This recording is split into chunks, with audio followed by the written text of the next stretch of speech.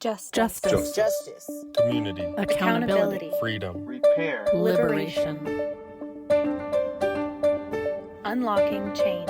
Unlocking change. Unlocking change. Unlocking change.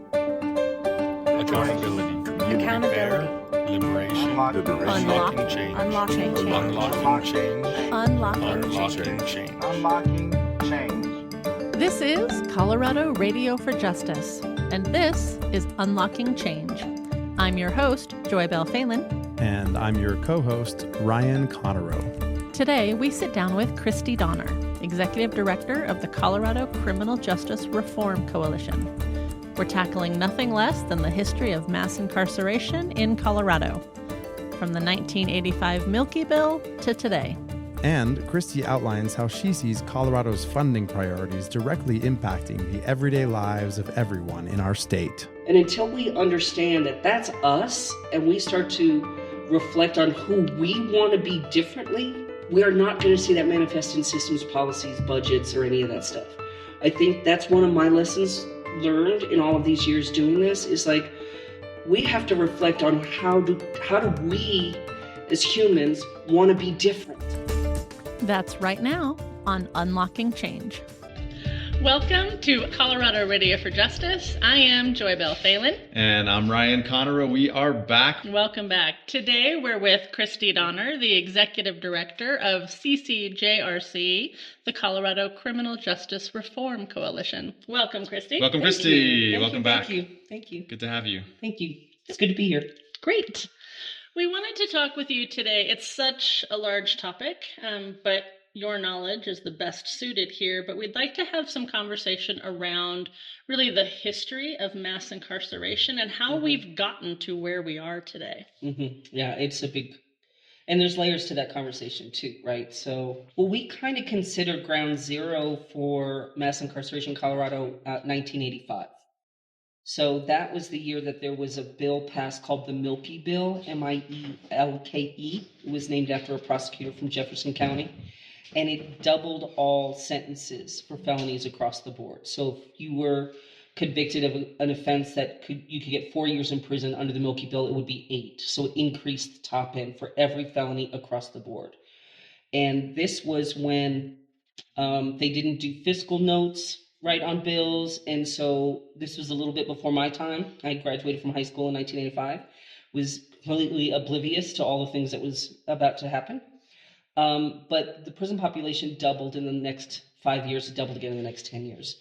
And there were multiple other bills in that period, so this is when we get the habitual 3 strikes or out legislation. We got some of the have to serve 75% of the sentence if you're convicted. So it was not just one bill, but it was sort of a whole attitude, and then the bills that came after that, right? But they were all very much about get tough and increasing penalties. And so that's it. So it's the mindset, right? And then the action, and that conversation was really driven primarily by prosecutors. Very little debate about, well, how do you promote public safety, or what are other things that we could be doing? It was horrifying to kind of go back and listen to the archival tapes of the debates. Because it was so oversimplified. It was really about, like, there are good people and bad people. And for good people to have a good life, the bad people have to go away. And no conversation about the cost, no analysis on the impact on children or anything. I mean, it literally was just kind of get tough. Now, did everybody believe that?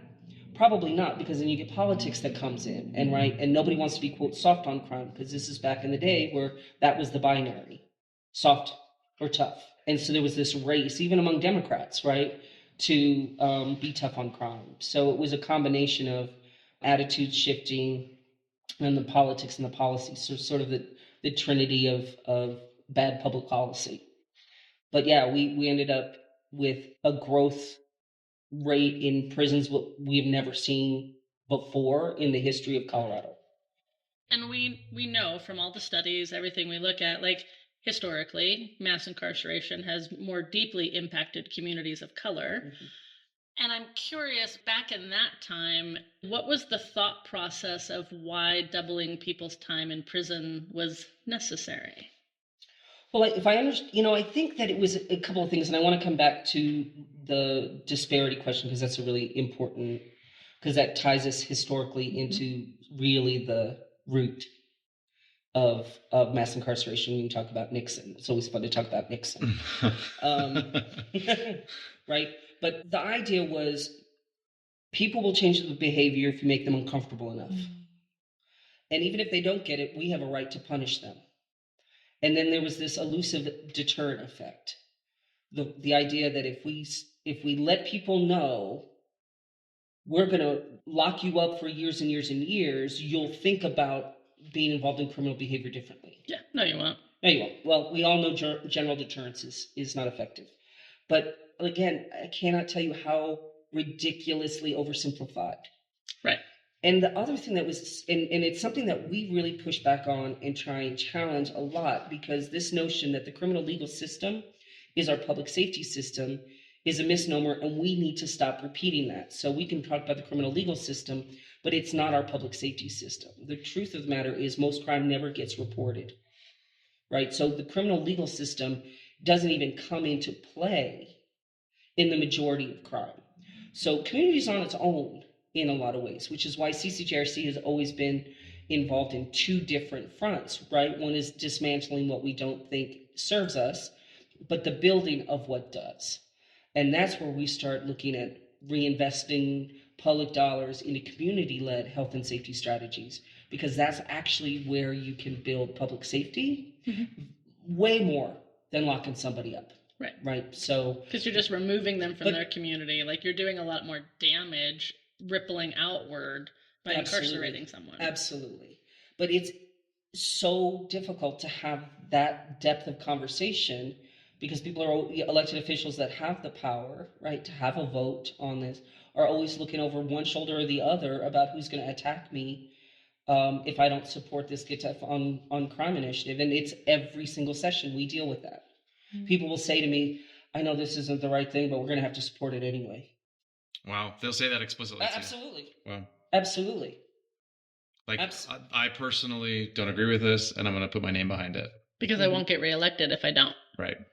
I mean, I'm curious, are there examples that you know of where, well, it kind of did work here, like in this case, or in this community, or in this moment in time, like these ways of thinking did make things better, or this person needed this or something? Sort of the Get Tough approach? Yeah. My understanding is that there can be a role for incapacitation, right? But it's usually people that are involved in multiple kind of crimes, right? They're on a spree, so to speak. You got to stop them, right? But what there isn't research on is how long, that if you lock them up for 5 years, 10 years is better, right? There's nothing that really shows that is effective. But is there a role for interrupting? Absolutely. And we have a right to that too, right? What do you mean when you say that? We have a right to that. Well, I think that people in society has a right to respond when they're being harmed, right? Sure. So first we have to get real clear what we think is actual criminal behavior versus what is not criminal behavior, because a lot of things that we've done over the years is just expand and expand and expand what we consider to be a crime, because we want to respond with the criminal legal system. So for us, that would include, things like drug addiction and mental illness, right? We just keep on criminalizing being unhoused, and then all of a sudden it's trespass, or it's urinating in public, or it's all of these other things, because it's easier to mobilize the criminal legal system than actually to solve the underlying problem, because then you have to deal with inequity. And you have to deal with structural bias. I see. So I always say people have problems, but people are rarely the problem.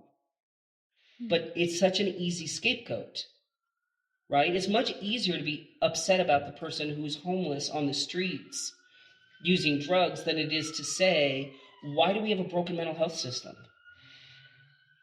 Right? Holding people accountable for the decisions people who use drugs didn't invent the drug war, right?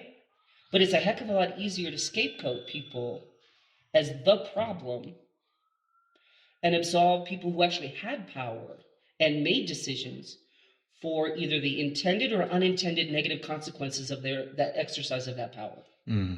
So we scapegoat all the time. It's very convenient.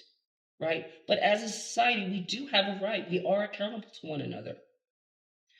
And there are ways of doing that that don't have to result in the largest prison industrial complex the United States has ever seen. Yes. Multiple times what incarceration rates are across anywhere else. Western democracies.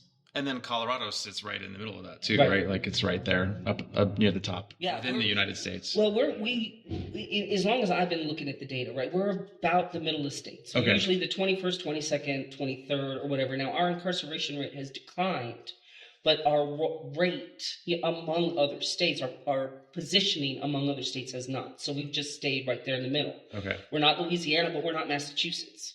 Right. So another piece that springs to my mind that you mentioned earlier is sentencing practices, and the durations of sentences in this country is, of course, a piece of this puzzle, a big piece of this puzzle. I'm reminded, brief story, some of the radio team presented at a criminology conference that was hosted by a university in Australia. And we shared introductions, and people on our team who have lived experience in the system shared their sentences. And then we made our presentation, and then at the end we went to Q&A, and all of these criminologists and other folks connected to this work in Australia, all their questions were about basically like, how many years did you say you were incarcerated? Or how many years was your sentence? What? And it was funny, ruefully funny, but it was like, I don't know if anybody listened to the whole presentation because they were just stuck on the duration of sentences in the US because they're so different than so much of the rest of the world. So how does that fit into this puzzle? Well, and I'll add another access to that, because I had a criminologist from England many, many years ago who came, and he helped me understand, because, we're in the water, so we don't always necessarily see it, right?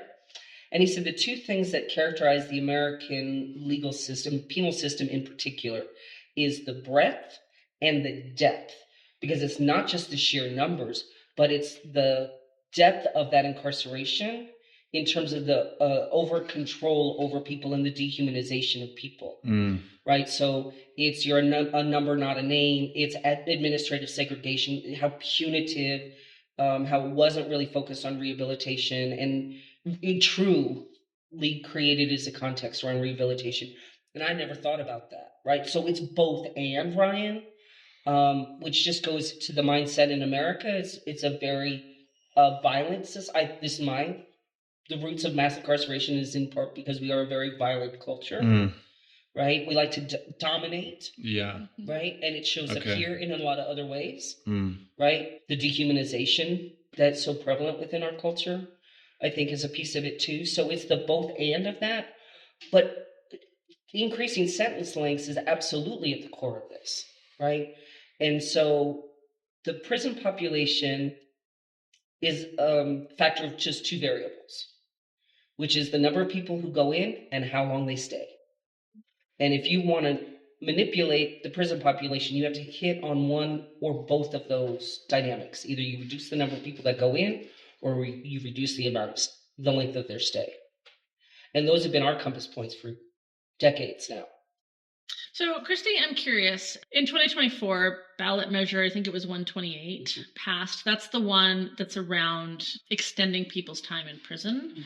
I would like to understand the ramification of, as we're extending people's time, what is this measure going to actually do as we're talking the history here? Yeah. Again, there's an immediate sort of practical, like what's the impact of Prop 128? And then what's the ripple effect? Because there's a pretty powerful ripple effect. Prop 128 is fairly narrow in scope. So if you're convicted of a certain crime of violence, you'd have to serve 85% instead of, right under current law, it's 75%, right? So on the math side of that, it's an increase of time for sure, but it's not huge. The big difference is under current law, you're eligible for earned time, right? Which they're taking that away. So it's a true 85% day for day served, right? It'll affect a fairly small number of people and we won't probably feel that for a couple of decades because people will have to have served to the impact on the prison population is the difference between 75 and 85%, just that slice. And it's going to, because a lot of times these folks have longer sentences, right? And so it's going to take a while. But it was estimated to have, certainly bed impact and a dollar cost associated with that. I don't remember the specifics right now. But what I can share with you is the ripple effect is that there is and we've had legislators say this, that there is now a mandate around truth in sentencing, right? That the public has spoken that they support Get Tough and truth in sentencing in particular. And so that's now the ripple effect as this kind of thinking will then start to apply to more and more offenses. Mm-hmm. And so it's not a one and done. It's going to be a marker, right? And we'll be battling that thinking for a long time.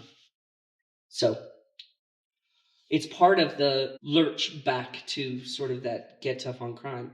And it was run by people who were political operatives. Mm-hmm. It's not doing policy at the ballot is ridiculous. That's this complicated. Mm-hmm. But they have a lot of money and they can throw it out on the ballot and they can run do the political machinery behind it, the campaign machinery behind it. People are fully educated about the pros and cons on it because it's all sound bites. And they're the scary offenses that everyone, wants to be tough about. And it passes. And to what end? These are, you refer to political operatives and these people with resources, people in power. One wonders if there's another option for the people in power to choose something different. So to what end are they choosing to push these kinds of ballot measures, these kinds of influences?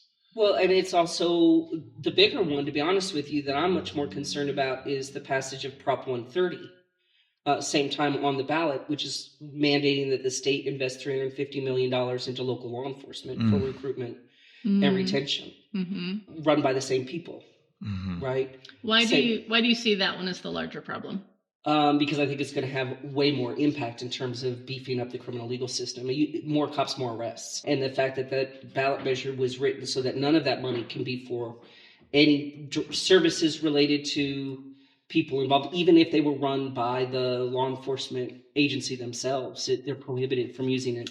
And it's a huge amount of money that's being drained out of the state, right? So the governor's talking about pulling from reserves, and they'll debate, how that money flows. The state should have no responsibility funding local law enforcement. That is a local government.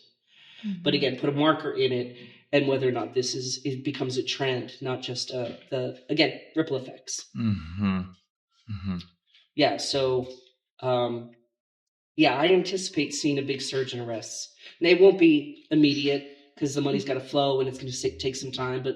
But let's have this conversation in 2 to 3 years, and we'll probably have some data around it. There's a reason why we spent $1 billion building prisons and not building residential treatment centers or a behavioral health center. We have the state that is under litigation consent decree for over a decade for not providing restoration of competency services for people who are extremely mentally ill who are in jail. And they pay $10 million a year in a fine. Not solving the problem. Right. Not even addressing the problem. Right? That's us. And until we understand that that's us and we start to reflect on who we want to be differently, we are not going to see that manifest in systems, policies, budgets, or any of that stuff. I think that's one of my lessons learned in all of these years doing this is we have to reflect on how do we as humans want to be different? Because that's where the change has to happen. I'll spend the rest of my life and most of my life trying to reduce the harm that this system does to people and communities and try to plant seeds for what different could look like. But I'm under no illusion that I'm changing how we think about ourselves. That'll be the next generation or all other voices that have reach into parts of society. I didn't even appreciate the role that arts and culture can play. Everything that you guys are doing here in terms of helping us, we have to evolve as a society for it to be different in America or Colorado. That's deep. That's deep, deep work. It is. It is deep work. And I'm also curious, with what's happening at the federal level, right? Like how much of, in 2024, Trump got elected again. I personally find much of what he does very divisive. I know not everyone agrees, but for me personally, that's what I'm feeling. I'm curious how much of what is happening on the federal level will trickle down and impact what's happening here on a state level. The thing about the feds, and we'll see, right? Because we have a president who's really hell-bent on dismantling the federal government. And so what does that mean for, the Bureau of Prisons? What does that mean for the criminal legal apparatus and the FBI and all that kind of stuff, who he has like quite a beef with, shall we say? Don't know where that's going to go, but more concerning to us is, and the state's going to not have the capacity to ameliorate this impact, is what's going to happen with Medicaid, what's going to happen to the federal dollars for everything from transportation to housing. If you look at how much of infrastructure within Colorado is partly or largely the result of federal funding, if that goes away, the state can't backfill that. The state doesn't have the money to backfill that. So what happens if they dismantle Medicaid? What happens, like healthcare? I mean, there are all, let alone this sort of theater that's been going on in terms of like, we're just going to unilaterally suspend all federal payments for grants and services, right? And then have to go to court and rescind it. And we know he's going to be chaos, right? And we know that people are going to chase him in the courts, which is what they did last time around, is what we'll do this time around.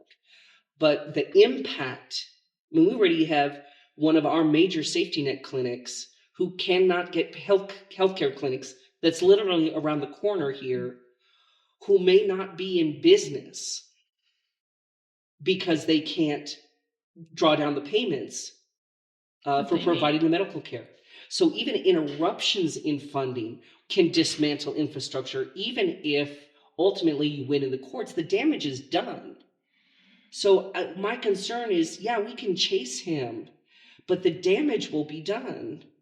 Just buckle up, Buttercup, because, and that's not even a political partisan thing. It's just going to be the ramifications from cray that's been unleashed. Well put. We do lose syllables in these situations where it's like there's just nothing to say. Yeah, you're right. It's aside from partisan perspectives and aside from even talking about other kinds of precedent, this is new territory, and some are celebrating that, and some are decrying it and seeing what the ramifications are going to be, or already are unfolding. Yeah, the most vulnerable people in society will be the most harmed. There's no question about that.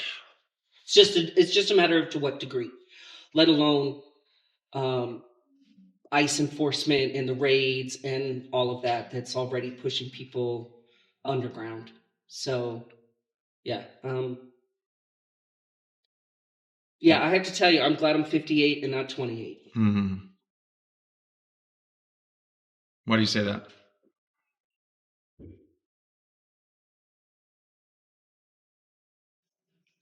Because on some levels, I'll be dead when all of this happens. And there's just a part of me that my heart can't take this. What's about to happen, if you want to know the truth. And I hope I'm wrong. I hope I'm a paranoid old biddy. But when I forecast and play the movie in my head, it's pretty harsh. And that's not to say that we don't fight and that we don't take care of one another the best we can and support each other the best we can.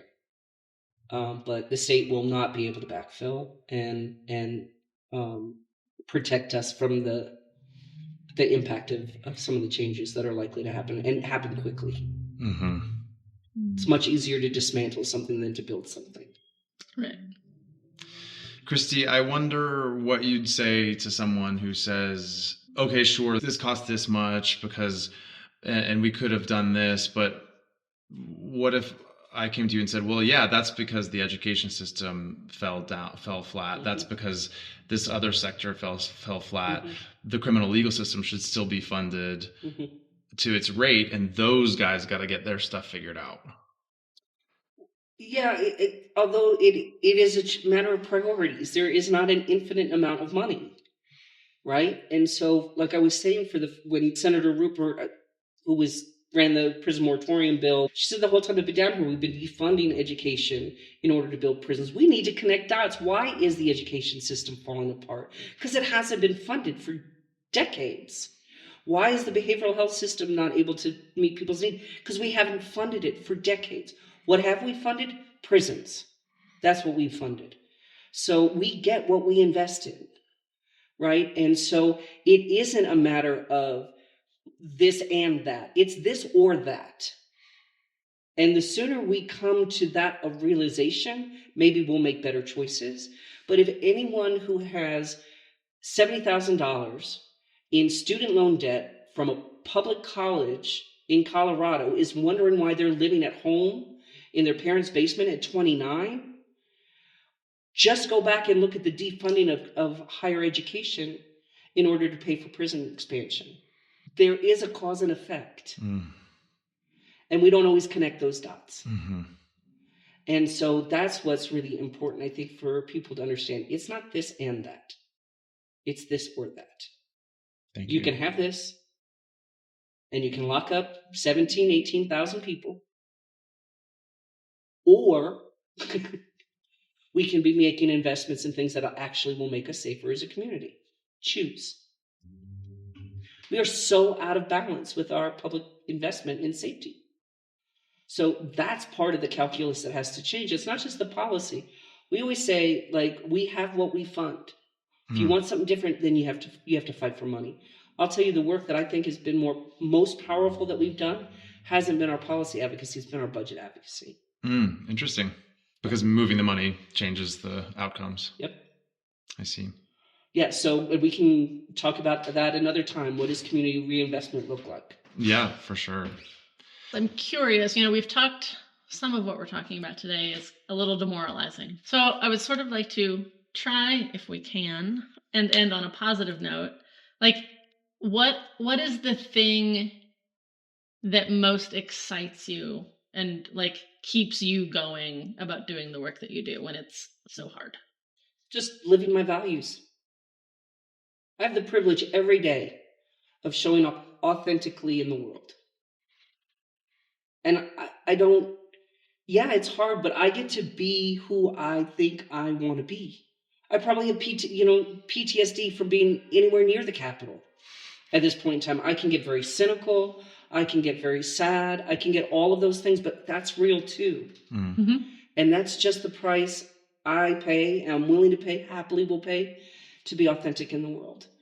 And the other thing that I think gives me peace is that the outcome is not my business. I just have to be me. And the outcome will be what the outcome is. So if I stop holding myself accountable for like a specific change, and I just say, I'm going to be me, I'm going to show up the best I can in as much alignment with my values as possible, I'm good. And I have beautiful people that I get to work with who lift me and pour into me too. But I'm 35 years in this work. I'm as excited to do it every day. Love that. Yeah. Cheers to that. Yeah, Thank you to Christie Donner for your time and your insight today. Yes. And once again, I'm JoyBelle Phelan. And I'm Ryan Conarro. Thanks for joining us. Thank you, Christy. Thank you, you guys. Be well. Unlocking Change is a production of Colorado Radio for Justice. Catch a fresh episode of Unlocking Change every first Friday of the month on our airwaves. And find it on demand on YouTube or wherever you get your podcasts.